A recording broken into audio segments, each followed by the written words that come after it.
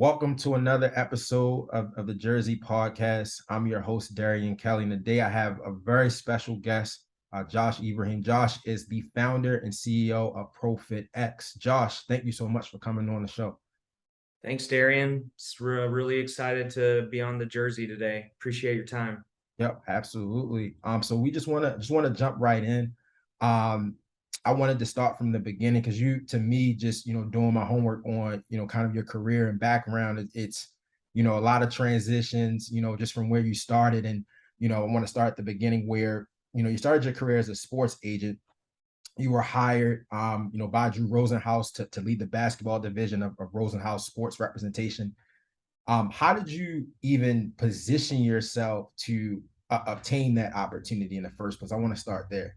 Yeah, it's a great question, and ultimately, when I first, I got certified in 2016, and when I got certified, I had spoken to several executives in the sports management industry, and I had always had this idea that I knew I wanted to be a sports agent. I come from a sports background, and I knew I wanted to be in the business side of it after finishing grad school and focusing on negotiations and acquisitions.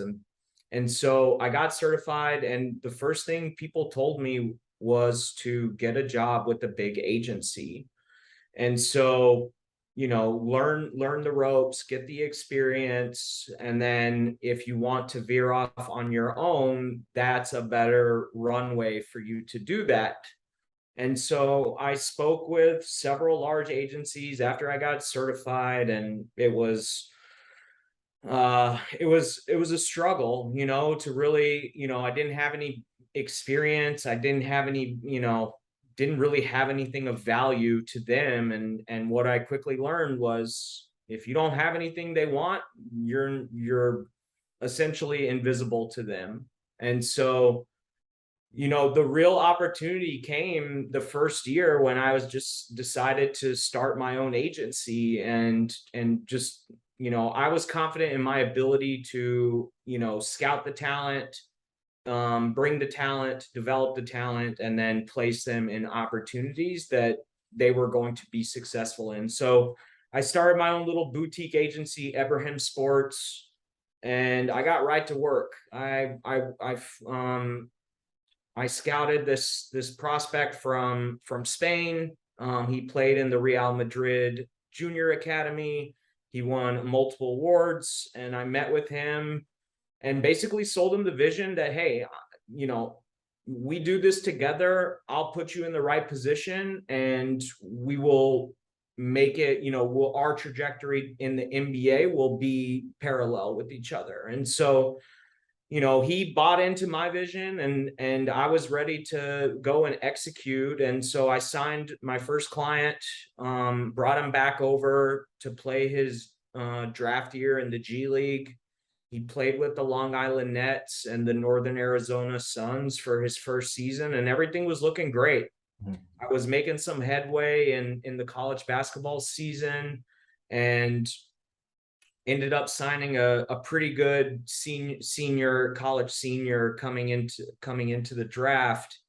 And so everything was looking good. I had one guy that was playing his G League year in the NBA, or, in front of all of these talent evaluators. And then I had a really good prospect, coming into the pre-draft process. So within a span of 10 days, and this is the other, hard knocks part of it, but both of them got injured within a span of 10 days, everything. And basically both of them fired me within a span of 2 weeks after that. So, here I am thinking I'm about to make some noise. I'm building this into a potential juggernaut, and like that, it was gone. So, was left really twiddling my thumbs and trying to figure out what the next step was. And I was confident in my ability to be a good agent. And So I made the decision, if I'm going to do this, I need to do it with a proper agency that has infrastructure, all the bells and whistles that will essentially open the doors for me to go and do the rest of it myself. And that's where I took a lot of great pride in how I operated as an agent, was using data, or at least trying to create data that would, put my guys in good situations to play in the league for 15 years. The shelf life in the NBA is short, 2 years. And it's a very coveted roster spot. So you need all the competitive advantages that you can get. And so I got the unique opportunity through a former prospect that I was recruiting at Ebrahim Sports. He introduced me to Drew and Jason Rosenhaus.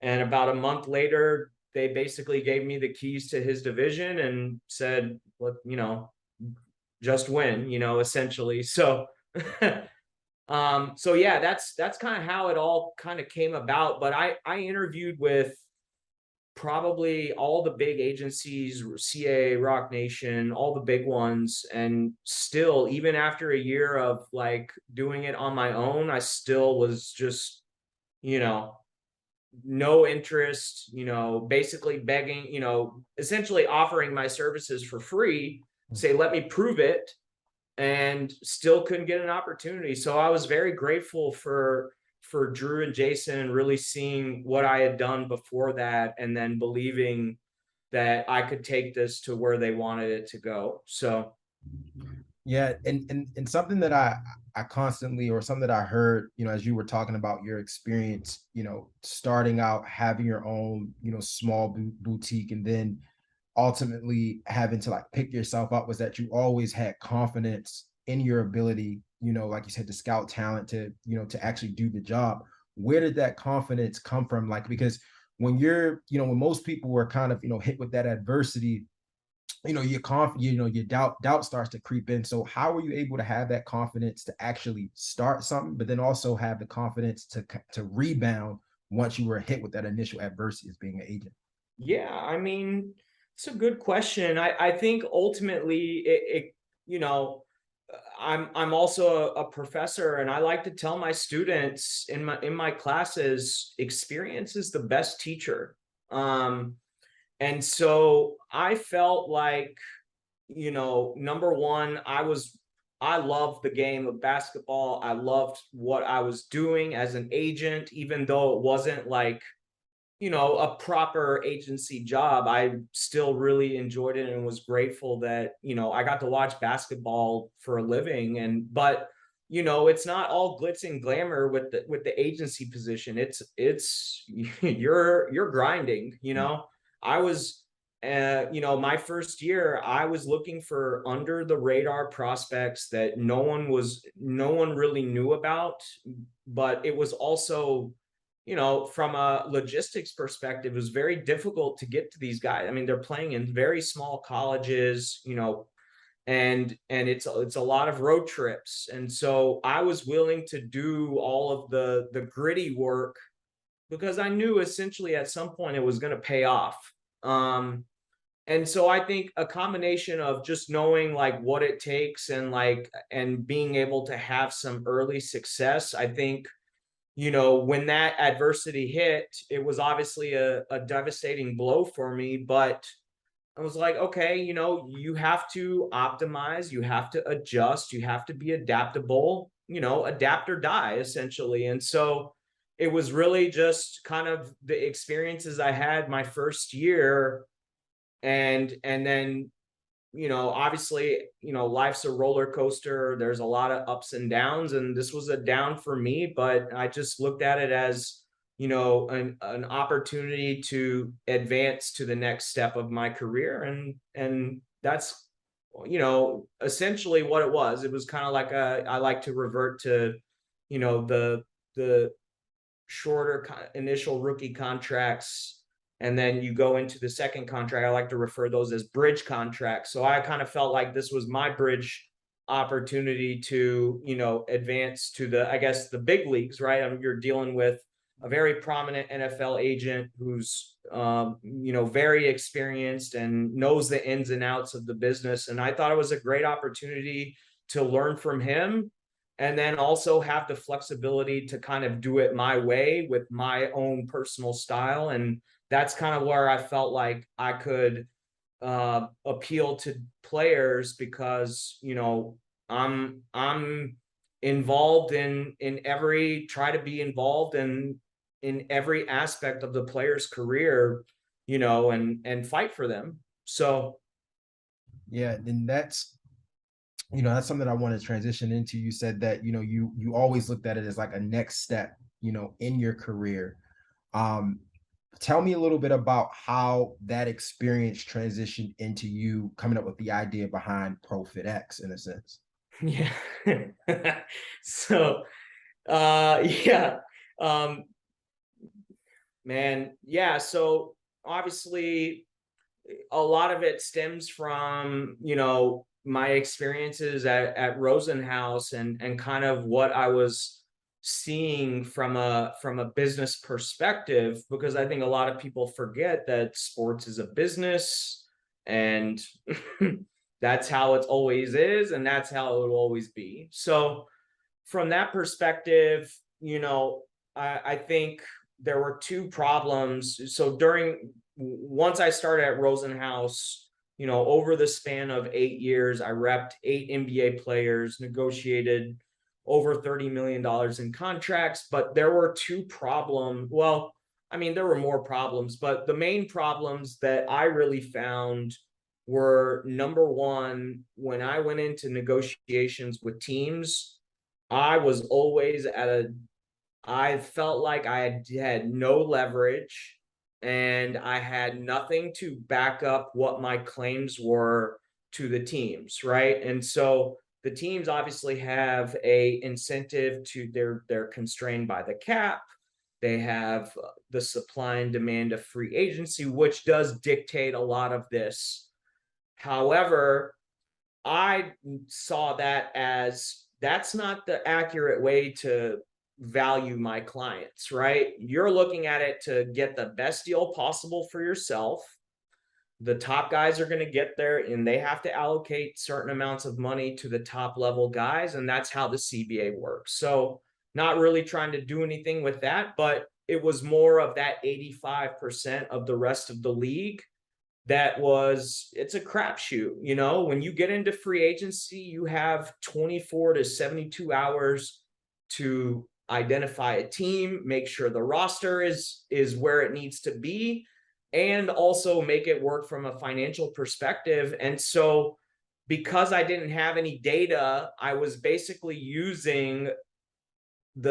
I was trying to create data comps for the players that were signing in free agency to create comps for my clients. But those reports take, you're scraping data off of the internet. And so it just is very time consuming and tedious.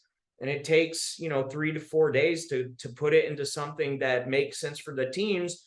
And honestly, I don't even know if the teams even read the reports. So that was problem number one, because I knew that my clients were going to, number one, I told teams, if you give him 10, 15 more minutes, he's going to average 25 and 10.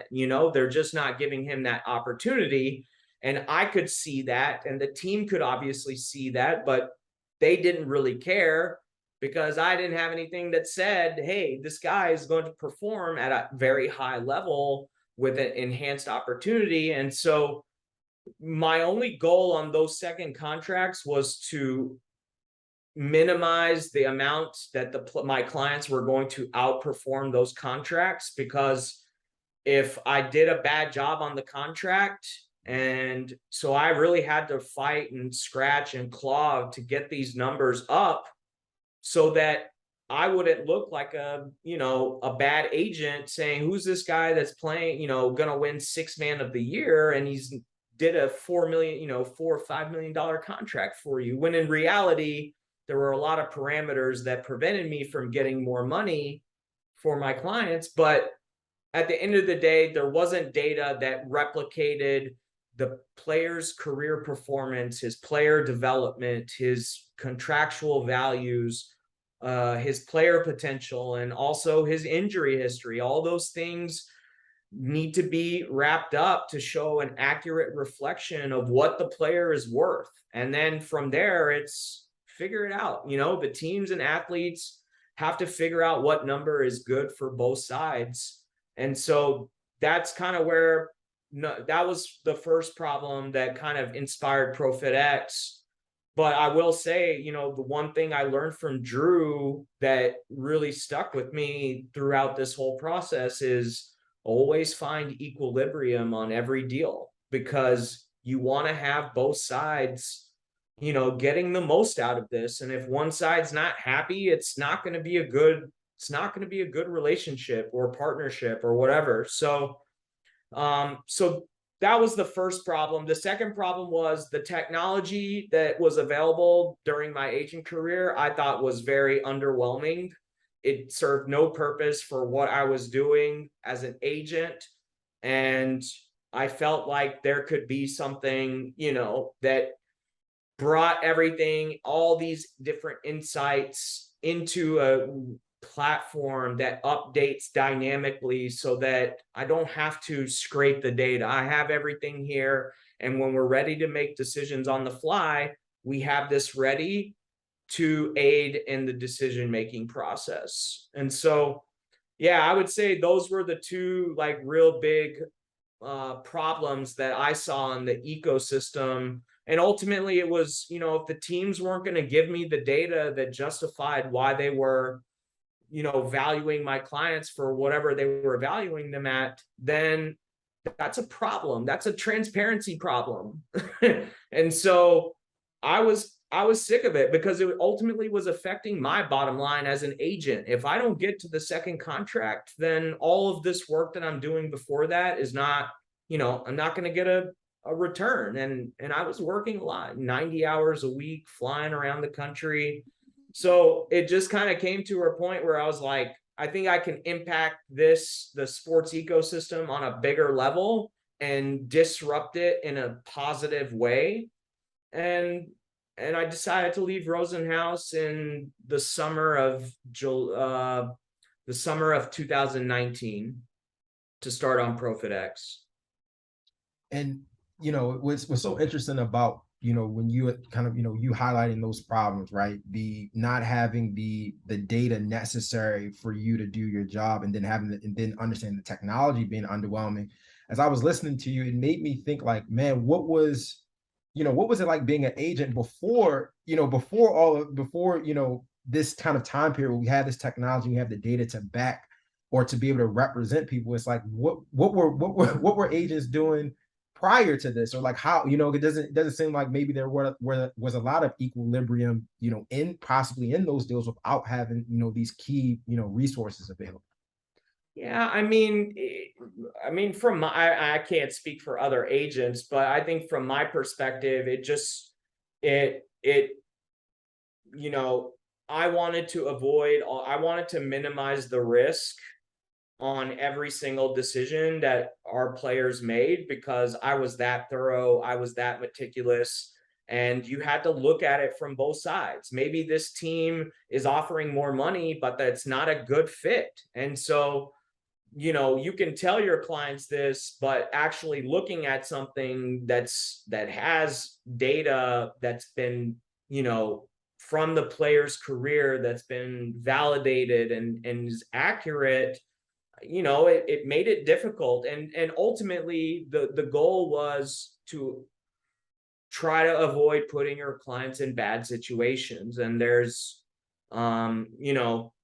were teams that I was not comfortable sending my players to, and I didn't have anything that, said otherwise. So, it was definitely, I think with this whole NIL thing, it's kind of becoming the wild, wild west, but, very competitive in my time as an agent. So trying to have as many resources as possible, to offer to your clients was one thing that I tried to do. But, it's ultimately, you're banking on a lot of different variables and hoping for the best. And I didn't feel comfortable, you know, not every time was a situation like that, but when we entered into those situations, I definitely worried about the worst possible scenario happening, which, could be a variety of things. Absolutely. And talk to me a little bit about, or can you explain more so the significance of, within ProFit X, the platform, the sports probability platform, and the athlete pass? Can you give more detail into that? Yeah, so we started development on the NBA Athletics, which is our main technology. It's an all-in-one platform. It has 475 active, all of the active NBA athletes, aside from the rookies that basically take about a season to power up their platforms. We need, the models need data to power those platforms. But I think there's a couple of significant things from three different components. I think number one, when we first started development on the platform, we spent about 6 months on R&D, really trying to basically create the data that was going to power all of these platforms in different situations. And so the expectation was, with my developers and my tech team, was we were going to come away with about 40 to 50 individual performance metrics. And after 6 months, we came away with about 130. And so for each athlete. So that was very eye-popping to me. I wasn't expecting that. I thought originally this was going to be a very Bloomberg type terminal that treats the athletes like stocks and has different performance metrics that will break down the value of those valuations. And so when we came away with that 130 those performance metrics, I was like, well, this is not just a financial platform anymore. This is a this is a whole different, monster, because the performance side of it opens up a lot of avenues and scalability from a team performance perspective, a predictive analytics, individual athlete projections, player props, and things of that sort. So the platform took about 2.5 years to build. We thought it was going to be 6 months. It did not take 6 months. It was a roller coaster. And so each athlete on the platform has 23 AI-powered performance, visual, and financial time series models associated for each athlete, which break down into 5 key areas: team dynamic, player DNA, player potential, performance development, and then the contractual analysis perspective. So each of the models are catered to those main areas. And we finished the platform in March of 2021. We did a beta program with 25 NBA teams, brought on Bobby Marks, the Dallas Mavericks, Devin Kennedy from the Orlando Magic, and then our newest partner, Spencer Dinwiddie from the Dallas Mavericks. So once we had finished the development and brought on our partners, we went into free agency. We validated the financial contractual projections of the software. We generated 170 contract projection reports that basically are very identical to what the teams had signed for. So from that perspective, I felt like we had validated the software. We had the case studies to back it up with the contract projections. We had big name partners and some traction on that end. And so we really shifted our focus to really building out the sports probability platform. And so what that is essentially it's a pre-match and live probability platform. The pre-match platform will give you the projections for all of the NBA games for the next 5 days. And it will give you basically a pre-match all-in-one tool where you can access all of the athletes. There's 5 different models from our athlete pass that are associated with the platform. And then there's also a live probability platform that has individual athlete projections and team probability outcomes. And so we ran the back. And so essentially we're harnessing all of the individual metrics from each of the athletes and putting it under a team umbrella model. And that basically projects and analyzes the previous performance of the player. It analyzes the strengths and weaknesses of the team. And then it also factors in what the projections for all of those players harnessed in a team model. And so we'll project who's the probable winner. And we've done back testing on the pre-match and live probability platforms with 450,000 games. And the accuracy percentages for each, the pre-match is 68% accurate. And the live probability model is 70 to 90% accurate as the game goes on. So I think those are pretty, I was very surprised. And I mean, we obviously spent about 6 months building that out and testing it and calibrating it. But I was very happy with the results from an accuracy perspective. And the goal is really to make this available to the public because, odds makers don't give you a lot of data to really, understand what you're doing. And we offer a value proposition, which is if it used the right way, you're going to win. Right. And so the next phase in the probability platform is really just integrating and simplifying it a little bit more, integrating the odds that are available and then identifying those high value bet propositions or whatever it is. But ultimately, that's kind of the next step in the probability platform. And we're going to make that available starting in October for $300 per season. Okay. And, I mean, you touched on a lot there, as far as the different, the models that you're building. And it seems like it's a lot of representatives within the sports industry can utilize this technology in different ways, and I'm sure that there are competitors out there, but what is your value proposition, or what is, why, how do you see this? Who are you providing value to, and how can someone utilize this, for them? Like, why would they use this platform, ProFit? Yeah, I mean, so I think this tool is ultimately, in conjunction with fantasy and sports betting. It can be a tool that, identifies high value bet propositions for you. Everything updates in real time every 15 seconds.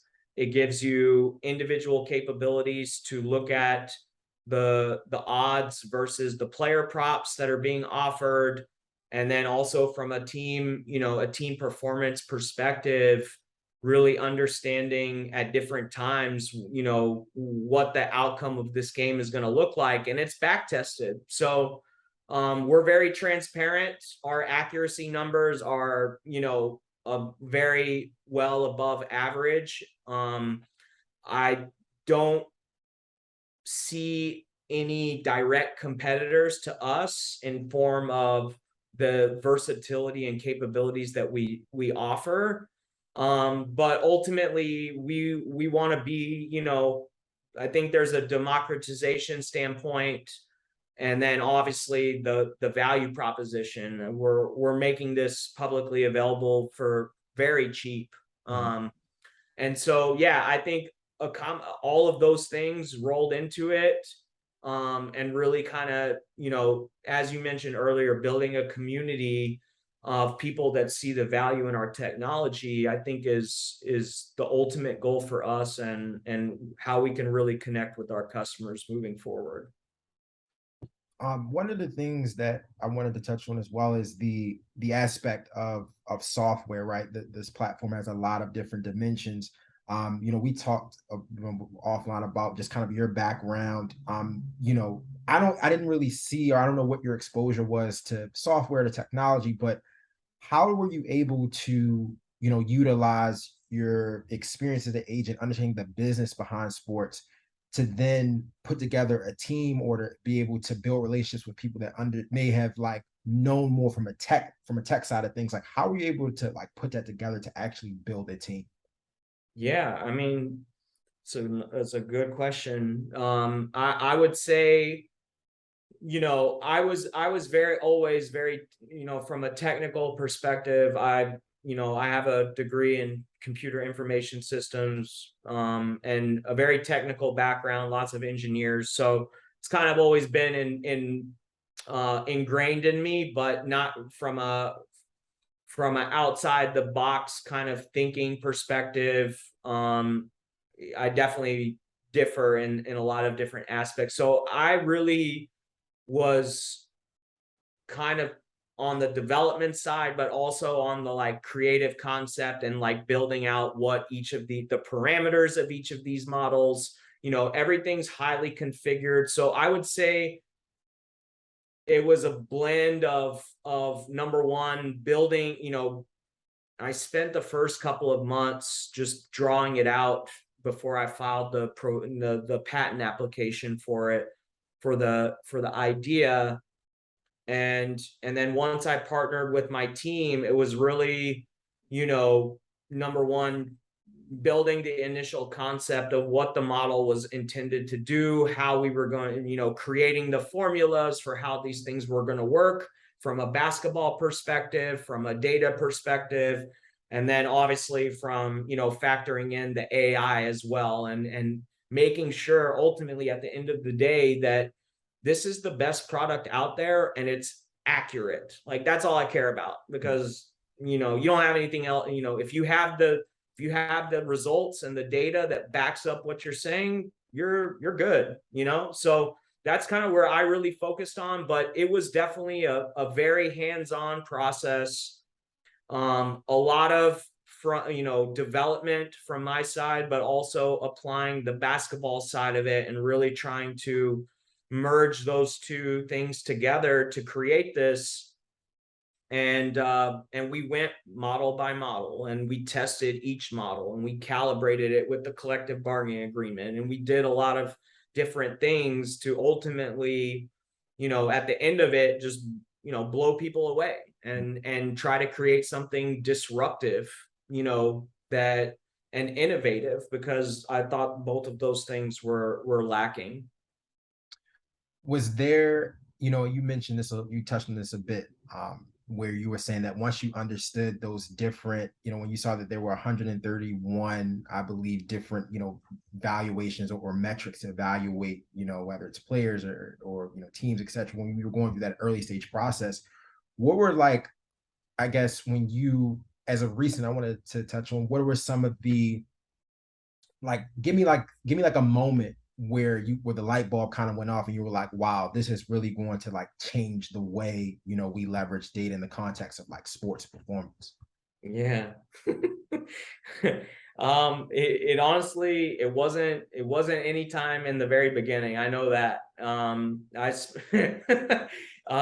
I spent most of the development phase honestly scared, because I had a lot riding on this, and I needed it to work. I wanted to stay in sports, and so I think the aha moment for me was kind of when we started approaching the final stages of the finishing the beta product, the platform.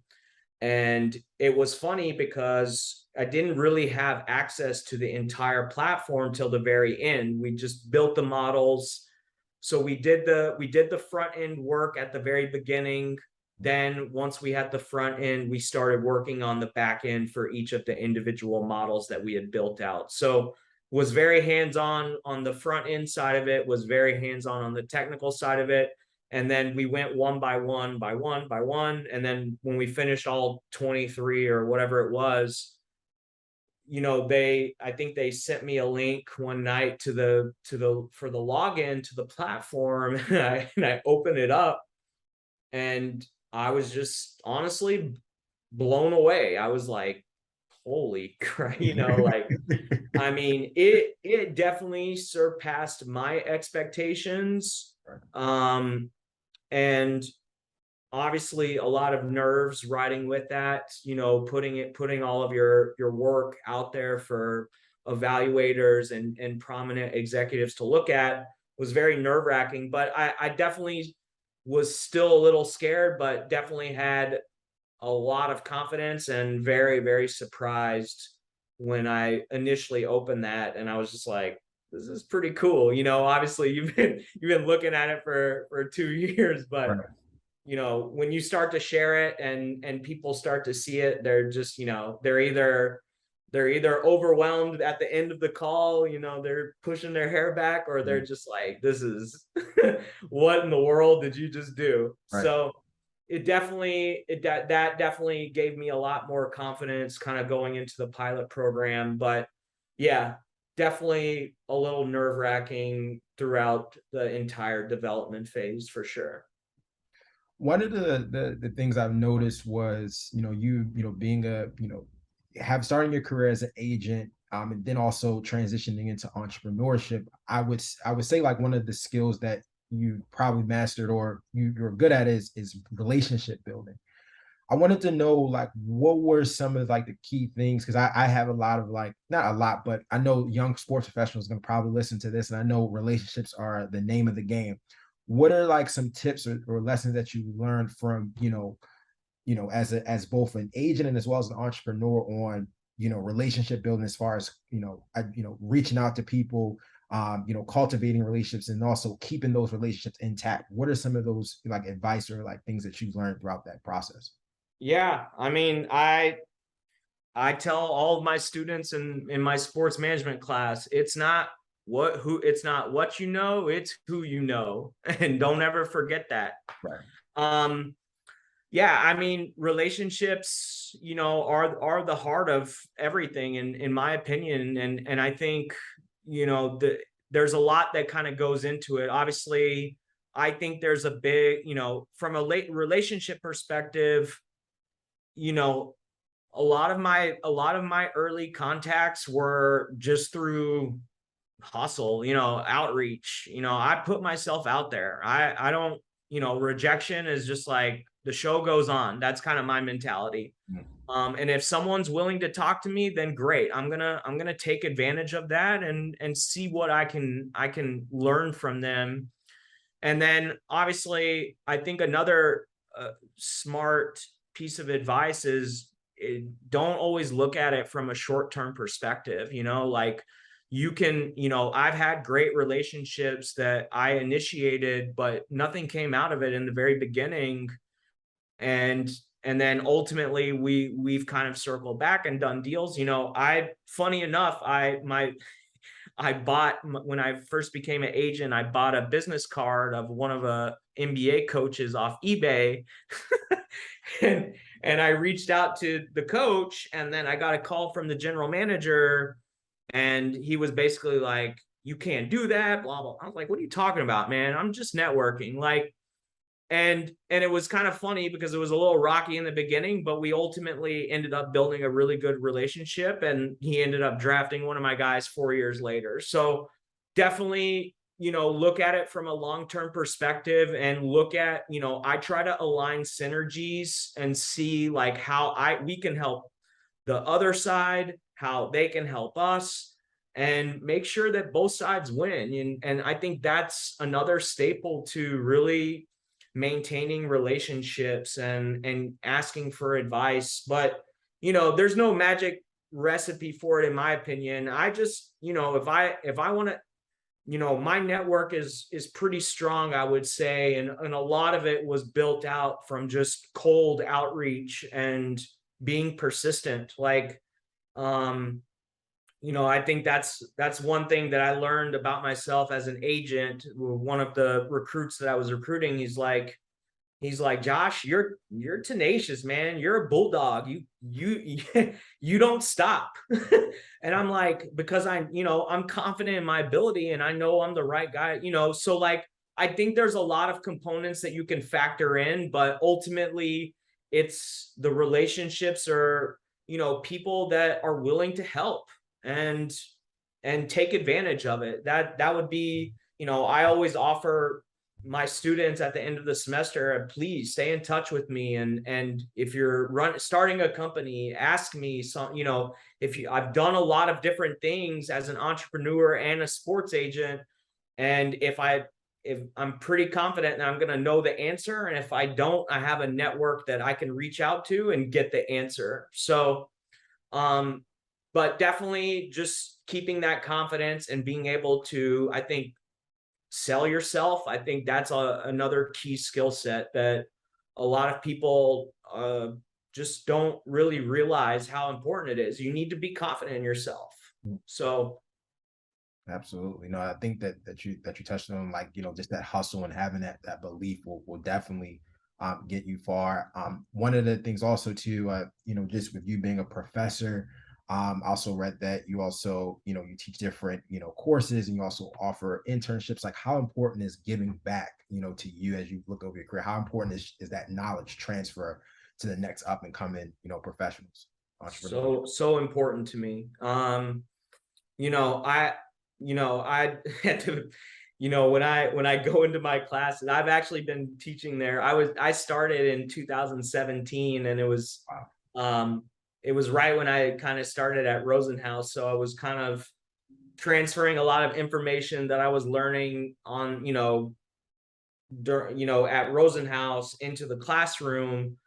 But I think for me, you know, the one thing I would tell my students is if I, you know, it's never too early to start. Number one, I definitely did not take my academics seriously my career planning as seriously as I could have, and really gotten that head start that I didn't really, I kind of started late in the game with the agency business, and I always have this, what if I would have taken college more seriously and started planning these things earlier.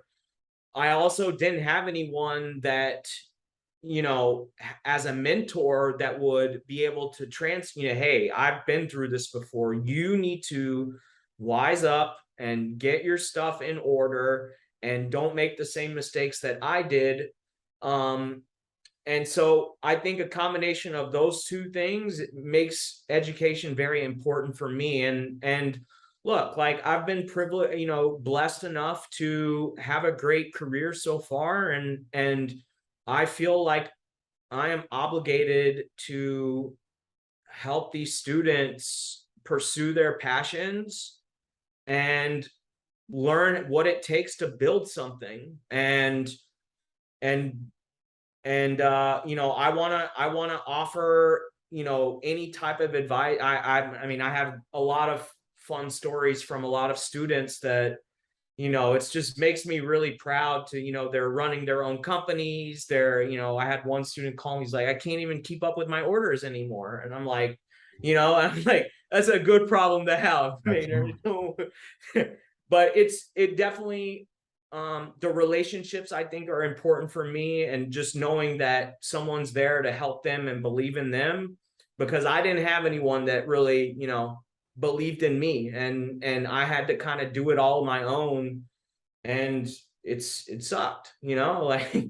So if I can help students in any way possible and make it easier for them, and I tell them, if you're good at something, people will find you and the money will follow. I promise you that. And hard work always pays off. And so I try to instill that in my students, and have them dream big. You can do whatever you want. Don't let anyone tell you can't. And that's kind of always been my mantra with my students. But definitely a passion for me, and we've been able to incorporate ProFit X into this college that I teach at in the Bronx. We've been able to do some executive panels with Bobby Marks and our executive team. And we just finished up our first 2 internships, where we had a technical intern and we had a marketing intern. And so we're going to continue that going into the fall, and then we're launching our first extraordinary student scholar that we're going to basically give out to 2 students for the next year to cover their tuition. And then we also have plans to integrate the technology into the curriculum. I'm one of the heads in the sports management department, and there needs to be a big rehaul on kind of how everything's structured, because a lot of it is outdated, and being able to provide this technology to the students to, you know, if they want to be an agent, if they want to be a front office executive, if they want to be, you know, a league commissioner or whatever it is, it gives you depth into the business side of sports. So really excited about all of that going on, and continuing to partner with Monroe College. Absolutely. No, I'm excited to hear those developments, and like how that you're incorporating that into ProFit X is, I think that's amazing. So this portion of the interview I like to call is called wearing the jersey. So it's quick hitting questions. You just answer them with, you know, the first thing that just pops in your mind. So we're just gonna jump right in. Favorite sports memory of all time? 2011 Dallas Mavericks, Dirk holding the title. Can't beat that. Can't beat that. Favorite sports movie of all time? Ooh, Jerry Maguire. Show me the money. Show me the money. Favorite pair of sneakers all time? Ooh, I'm gonna go with the first edition of the Jordans. This is just a classic. Can't beat them. Favorite jersey of all time? You're gonna make fun of me on this one. Nick Van Exel, LA Lakers, Ooh, 1993. That's a cold, that number 9. That I don't. But wait, which one? The purple or the gold one? Purple. Oh, that's people sleep on the old school Laker jersey. So I commend you for that. I'm not gonna make fun of you. That's a veteran.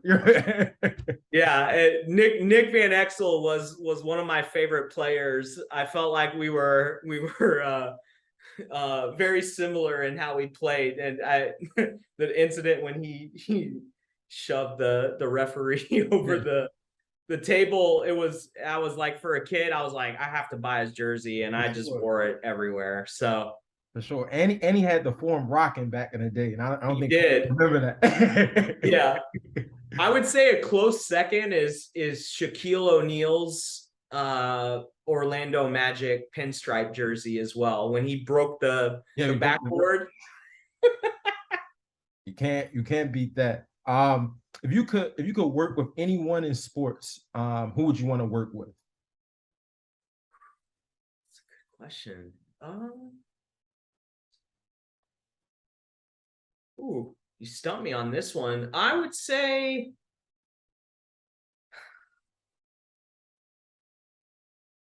I would definitely like to work with Billy Beane in some capacity. I think there's a lot of synergies, you know, from his era to kind of where we're at now. I think that would be an interesting conversation to have for sure. Favorite book all time?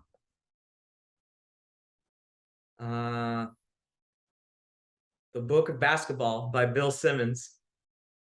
It's just really cool because you get to like see the history and like history of basketball and kind of how the game's evolved. And I especially grew up in the 1990s where, you know, you're throwing elbows, and that's a love tap, you know. So the game's definitely different now.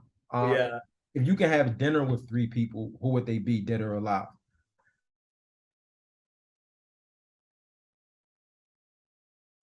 Barack Obama. Okay.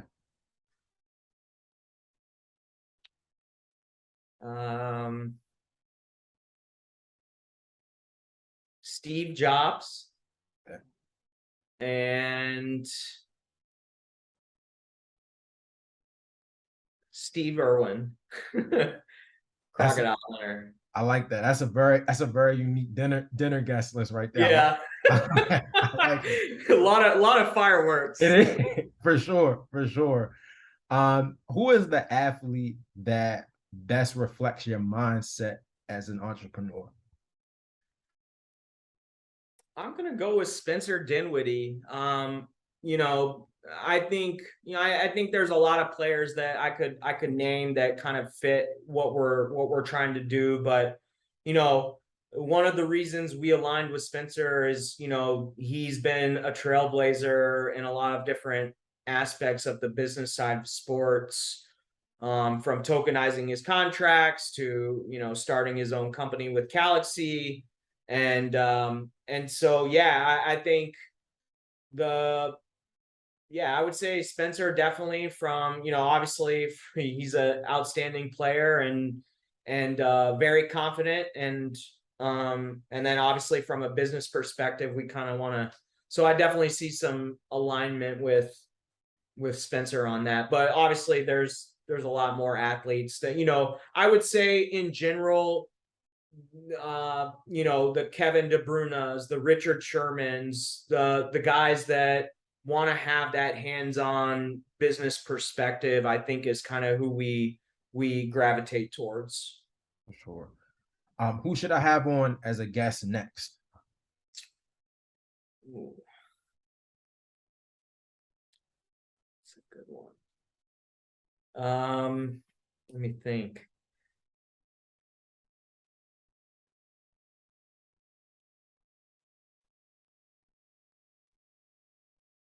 Sorry. My mind's going blank.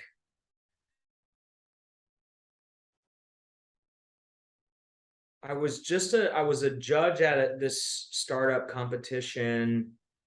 And there were some really cool startups that were intriguing. There was Jay Sleeve, Jeremy Henderson, who I believe you had on your podcast earlier. I really like what they're doing. There's another company, not Mojo. Scorched Ice is a really cool hockey company that's doing some cool stuff on like the skating side and the performance side of hockey and attaching it to the skates. Sorry, I don't have a those No, are two people that come off the so top of my head. yeah, that's what it's about. It's all about whatever comes to the top. But Yeah, but I definitely can. Obviously I speak with a lot of people, but I can definitely for this can be off record or whatever, but I can definitely forward you some names of some people that I'm definitely talking to and that I think could help further your community as well. absolutely not. We appreciate that. But that's the end of wearing the jersey. And thank you, Josh, so much for coming on to the show and just sharing your story and wisdom. I know that a lot of people will definitely take a lot of lessons, not just on entrepreneurship, but just how to navigate through the industry. So definitely appreciate your time. Where can everyone find you and just find more information on ProFitX just from a social standpoint, social platform? Yeah. So our social platforms are at ProFitX and then our website is you can check out all of the different product offerings, our case studies at profitx.ai. Perfect, perfect. Well, Josh, best of luck to you as you're continuing to building out ProFitX, and I know Thank that you. a lot of great things are going to come from it, and we look forward to the communities looking forward to keeping track of your success moving forward. Thank you for your time. Appreciate it. Absolutely. Take care, Josh. Take care.